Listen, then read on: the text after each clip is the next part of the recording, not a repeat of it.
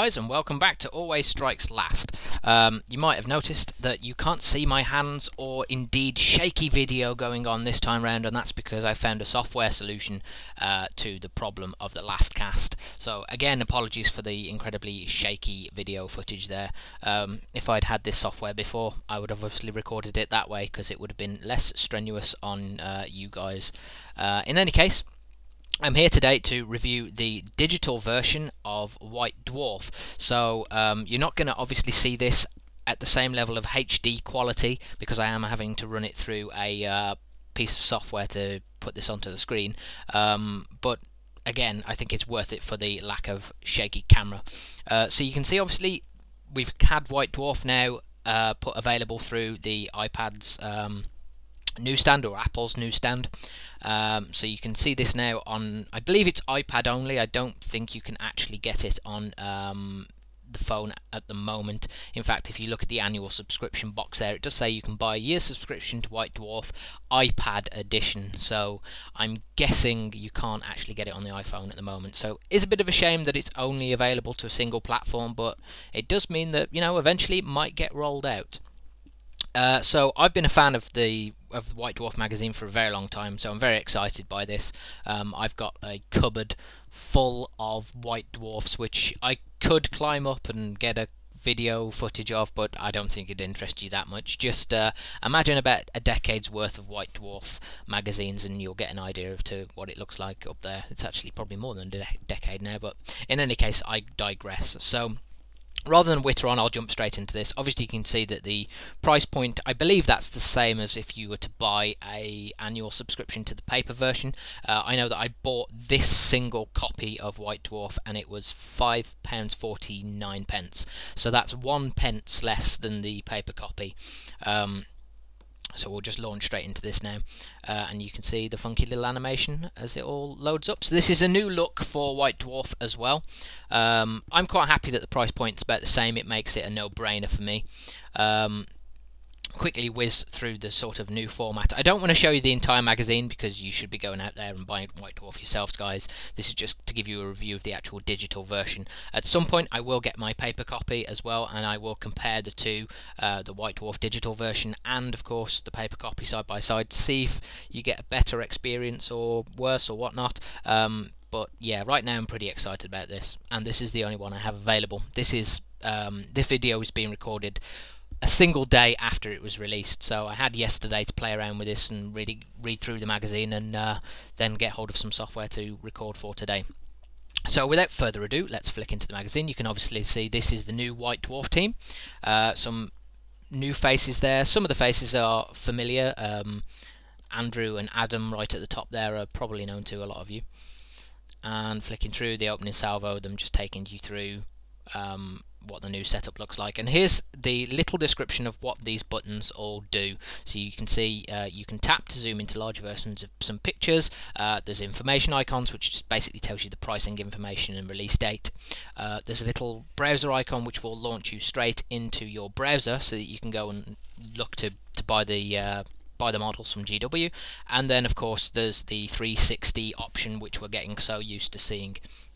So if I flick now to this contents page, which is quite a nice little setup, you can see you've got your standard iPad controls along the bottom here, which I can't point at with my finger, but you can see the little dots at the very bottom of the iPad there, and then of course your controls at the top of the screen. So if I press to get rid of those so that they disappear off this picture, so you can navigate without those by using this. It's very similar to the Orc and Goblin army book, in that you've got this high level contents available to you. So I'm trying to scroll there when there's nothing to scroll. So you can flick straight to the bit in the book that you want to, which is a nice little touch. It's displayed very well, I think. But rather than flick through, I think we'll click straight into new releases, and you can see they've even put some nice little animations in there as well, which obviously it's not a big deal that you get new releases flashed across the screen, but at the same time it's a nice touch. The application feels very smooth. In comparison to the Orc and Goblin book review that I did, this application felt incredibly smooth in incredibly slick. I had no page lag whatsoever. I have been playing around with this software that I'm using to record, and there's a tiny bit of page lag. So if you are seeing any page lag in this video, it's not actually the fault of the White Dwarf application. It is actually the software I'm using to transfer this to my PC so I can capture it. So flick through from here. Obviously, exciting news.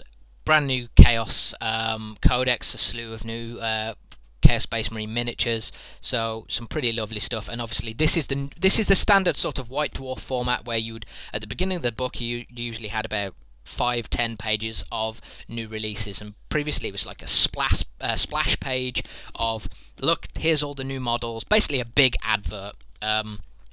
They've changed the format of that somewhat by the looks of things, in that they actually give sort of like a whole page description. So you have Mauler Fiend here, and then you flick to the page just after that, and then it gives you a breakdown of, a little breakdown of what the Mauler Fiend is, and also a little discussion about the model as well. And this is where all these new little pieces of functionality come into play. So if you click onto the little arrow here, it will actually load you up a big version of the Mauler Fiend to take a look at, which is pretty cool. You can pan in and out of this image, which I think is really nice. It means you can really get a feel for how much detail is on this model. Now, of course, you're viewing this through this software, which is called Reflection for anybody who cares. You're viewing it through there, so it's actually downgrading the resolution of this image quite a bit. Obviously, if you're viewing this through the Retina display of the iPad, it's even more gorgeous, but I think you can pretty much get the idea from this footage. It's pretty cool that you can go in and have a look at this, and especially when it's a brand new model, you really do want to have a look at these things. So I think it's pretty nice that they've put that little bit of functionality in there. And of course, if we flick over to the next page, here's the information button that I was talking about, where it just pops up, gives you a picture of the box art, tells you that it's the Chaos Space Marines Forge Fiend / Mauler Fiend, so obviously you can construct both monsters, or both demon engines even, from this box, and it retails at £40 or €52 or €52 in Ireland, etc, etc, etc. So I'll close out of that. And of course, the other big thing that they're putting in here for you to have a look at is what everyone knows and loves, the 360 degrees. So it gives you a little pop-up that you can then flick round. Obviously I'm going a little bit quick there, but you get the idea that you can flick around. The only thing you can't do with these 360 degree images that I miss from the Orc and Goblin one is you don't seem to be able to zoom in, which is a bit of a shame. But in any case, it's still pretty good. You get some pretty good shots of it anyway. It is like a standard sort of White Dwarf setup, in that they've got plenty of pictures in there, so you can get shots from multiple angles from the fact that they do put quite a few pictures on the pages. So this pretty much continues throughout the new releases section. You've obviously got the Forge Fiend here. You can do the same thing, launch in, have a look at the model. I think that's a pretty awesome model, to be honest, and I am looking to get Chaos Space Marines myself. I have already ordered myself the Chaos Space Marine book and a set of the cards, so that's pretty funky. And obviously it just takes you through here. So here's the Helldrake that everyone's getting excited about, the Raptors, which look pretty nice, Warp Talons, these guys look really nice. And this is where on these pages, these splash pages, where you've got multiple models within a box set, I like the fact that when you buy this box set, there are 5 models within the set, and here they've actually provided you with the zoom ability on every single one of these models. So you obviously can't see my hand dancing around to point at them, but I am pointing at all 5 of these images, and you can indeed click on each image and really look at it, and I think that's really, really cool. There's some gorgeous detail on these models, and there's just the fact that you can look at every single type and look at all of the poses and whatnot, I think is incredibly cool. So far, on the visual aspects, I think it's pretty amazing. So, we're going through all the things. Now, obviously, I don't want to show you the entire magazine, because you should be going and paying your dues to GW there. So I'm just flicking through here pretty quickly at this point. These are all new releases. So this is a section of new releases at this point. In fact, you do have options up here, of course, to bookmark as well. And you add your bookmark here, or you can search your document or search all your documents. So these are pretty standard pieces of functionality that you'll be used to if you're using stuff like that. So yeah, if we just click on the little browser icon here, it'll take us right to the iTunes preview bit, here, which I think it should actually be launching the browser for us, but for some reason isn't. So perhaps that bit doesn't work as intended. I was pretty sure that button was supposed to take us... Oh, sorry, that makes perfect sense. It is taking us to the correct place because that is the digital codec. So ignore me there, guys. I'm an idiot. They're saying this month that the Chaos Space Marine codecs will also be available as a digital product, which is pretty cool. So if we try clicking on Huron Blackheart instead, there we go. In fact, it will take us now to the Games Workshop website. So we would actually be able to go from here, accept the cookies, in we go, and there we go, we can actually find Huron Blackheart on the GW website. So I think that's pretty cool. It saves you any faffing about. You don't need to minimize out of the application to go and look at the models in question. You can go straight there from the White Dwarf. And at the end of the day, a lot of negative feedback has been made about White Dwarf in the past, about it being basically an advertisement rag, and you know what, I'm guilty of that myself. The content of White Dwarf in the later years has been a bit lackluster, and I'm really looking forward to this revamp, and hopefully it's going to bring some real fresh blood to the magazine, and hopefully be a lot better. So if you can see there, you just close straight out of that browser. So this is all handled within the application. So I think it's so far incredibly good. It is of course just giving you adverts, but this is pretty much the news section. The beginning of the magazine is saying these are all the new releases, look at our shiny new models. I like the fact that they're even including all the stuff about Forge World here. There's the Forge World latest stuff, and giving you some really good, you know, breakdowns of all of the models, rather than it just be a splash page where previously you just get, here's a picture of model and there's about 2 sentences that say, oh, you can buy this model basically, and the cost. You actually get a little bit about it as well. I know that for most of us, we'll know what Terminator armor is. You know, Terminator armor enables Space Marines to wage war in the deadliest environments, blah blah blah. We pretty much already know that, but they do also go on to then talk about the model itself and say, you know, how they've actually constructed it and whatnot. So it just feels like a nice little feel, and you know, just adverts for all of their new stuff. And then from there you get into the meat and potatoes of the magazine itself, and it's nice to see them bringing some really good hobby stuff. Now this is Ben Johnson, which many people will know from the Bad Dice scene. So they're bringing a tournament gamer and showing off his very nicely painted army, and this is where the iPad functionality for this application really starts to shine, because they're now giving you what I assume in the paper version will be a double page spread. I'm guessing that's exactly what it will be. I don't know yet because I don't have the paper version, but I will do another video where I compare the two. But for now you can click on the little arrow and get your pan zoom option, and this is what's really cool, is when you get these really big photos, and of course you can use your pan zoom to literally look across the entire army. Now the bit you will have here that you won't have in your White Dwarf is that this is a zoomable option as well. So if I really want to take a look at this Screaming Bell, I can really get in and look close on this Screaming Bell. Now obviously it's not as detailed as it could be. Again, it's because we're going through this this software, but I can tell you from the iPad screen itself, it does look pretty gorgeous. You can get a lot of detail out here, and it's just something that you couldn't do with your normal magazine. Now granted, it's not, I mean, I want to say it's not that big of a deal. It is that big of a deal, but at the same token, I know I can understand how you go, well, I never was able to do that before, so I don't miss it. If you were thinking about converting to the digital version, it's certainly a selling point in my opinion, and we'll get to one of the better selling points even later in the magazine that I hope they continue to support. So that now Ben takes you through his army. You can see that you can flick through all the pictures here. Now I don't know how many pictures again are in actually are in the paper version. I assume they're laid out across several pages because they've obviously got a lot of paper to play with rather than the screen space.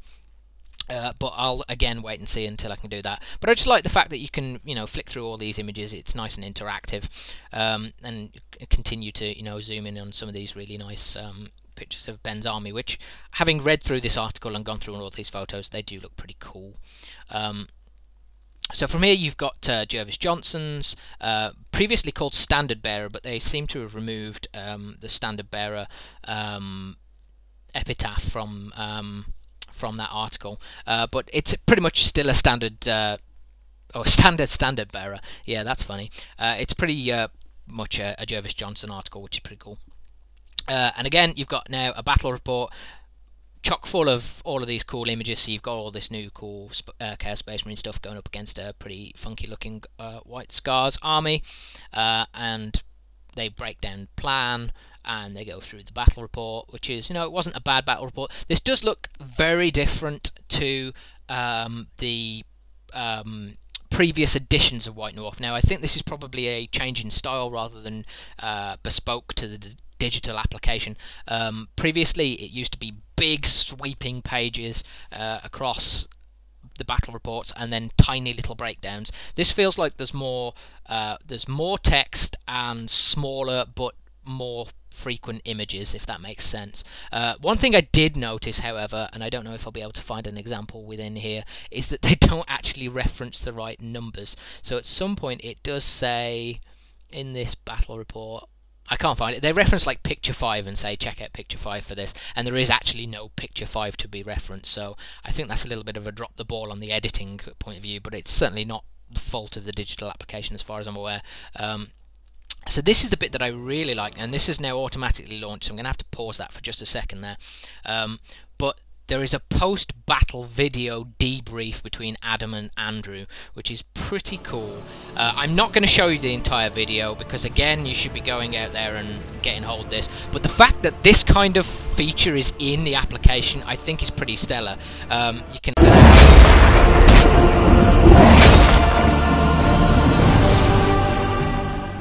So that was an incredibly close battle report. I think Adam's Space Marines just pipped it at the end, but it could have easily gone either way for the last couple of turns. So what did we learn about the Chaos Space Marines? For me, it was interesting to see the Demon Engines actually in action and see what they could do. The Forge Fiend, which I built up in my mind massively with its Strength 8 AP2 ectoplasma cannons, I envisaged destroying my entire force. And for a moment, when you took that cheesy shot between the two Rhino tanks, I thought you had it, but it goes to show that dice rolls can save you the day. It should have done far more than it did. So that's all I'm going to play of you for that, because obviously you should be going out and getting this app, and I don't really want to display the entire of the magazine to you for Games Workshop stamping over me purposes. And obviously, I apologise for trying to talk over that, and it did get rather loud, and it didn't appear to have a volume option for me to adjust.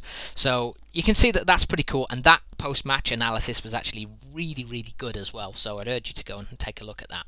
The post-battle review as well is a nice new touch. They obviously have the breakdown of the two players who actually played, and then the post-battle review from some other experts as well. What was nice as well is that they actually broke down in the beginning of the battle report that they were playing to actually test out the new units, and they were focusing on playing a game to showcase them, rather than do this pretend thing that White Dwarf has done for a very long time, where they just said, oh yeah, we're going to put these two armies together, and then the two armies would fight, and guess what, guys? The new army would always win. This feels a lot better. They've actually just put the two armies down and said, look, we're just going to play a game and show you what the new units look like, which is, I personally, as a hobbyist, feel less insulted at. It's less like a marketing ploy and more like a, look, we play this hobby, guys, it's fun. There's a new feature, or at least I assume this is a new feature, I don't recall it from the recent editions. The Rivals, where they get two players who play each other very often, and they talk through what they like to use, what they think are the killer combos. So Martin here has his Dark Elves, and he's going up against Adam Hall, who is going to use his Vampire Counts, and they come up with two cheesy combinations, and then they basically have a battle of the two cheesy armies and see who wins. So again, I don't want to take you through the entire thing, because I don't want to spoil the magazine for you entirely. And if you are pausing to look at stuff, then that's your own fault. So then they go through the Forge World stuff for Angron. Now the pretty cool stuff here where they show you through. Again, at the beginning of here you did have one of these awesome images that you could zoom into and pan across, which is really, really nice. Really, really nice. And the new Angron miniature is absolutely stellar.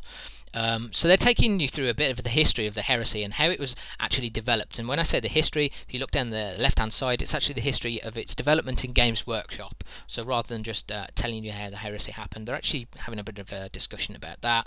So you flick through there, they've got all of the pretty cool images of Angron. Then you have your Blanchitsu, which is pretty cool. And then, yeah, from there you've just got a few more articles. This one's a pretty nice one.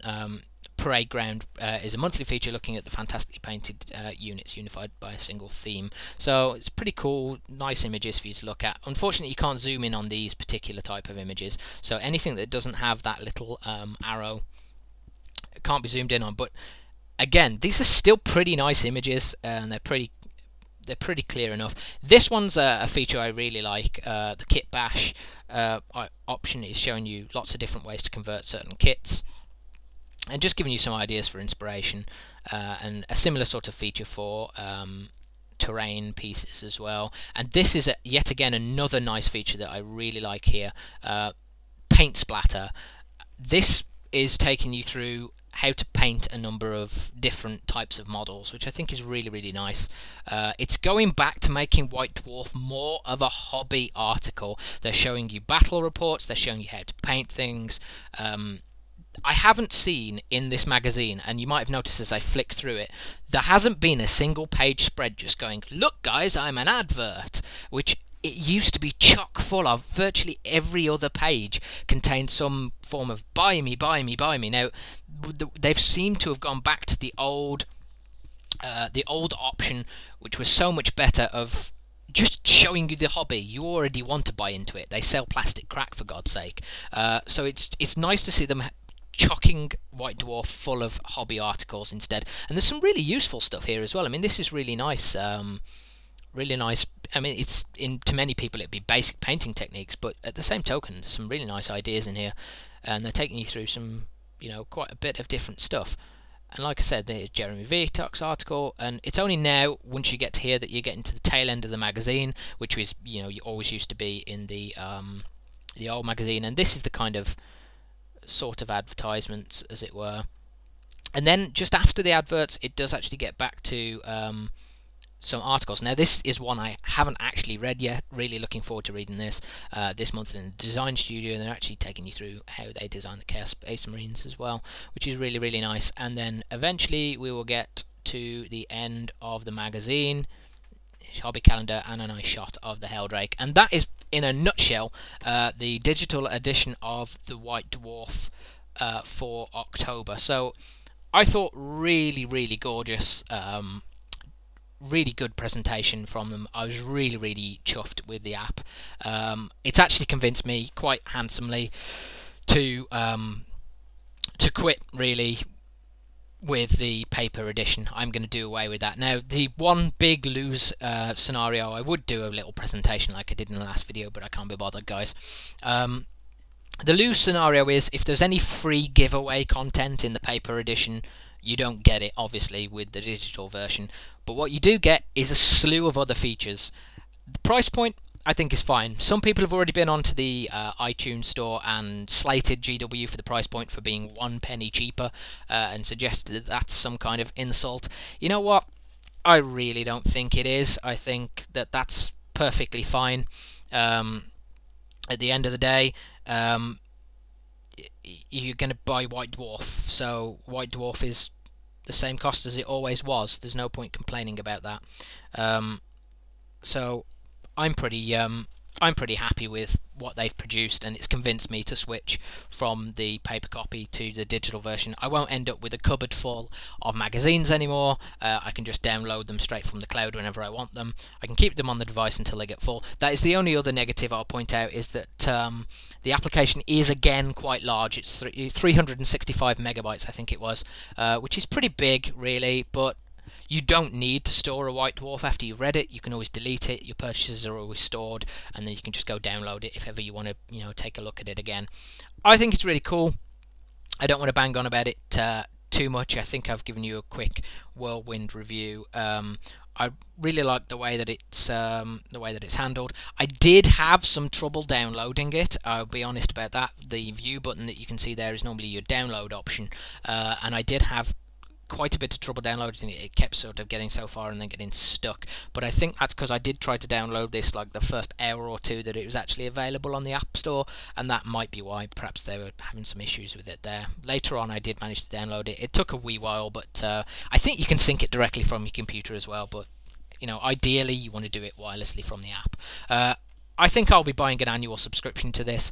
Obviously you save 4 issues. I think that's the same deal as the paper, but just the fact that as soon as it's out you can get it on your iPad and start browsing it and you've got all these extra features, I think is really, really cool.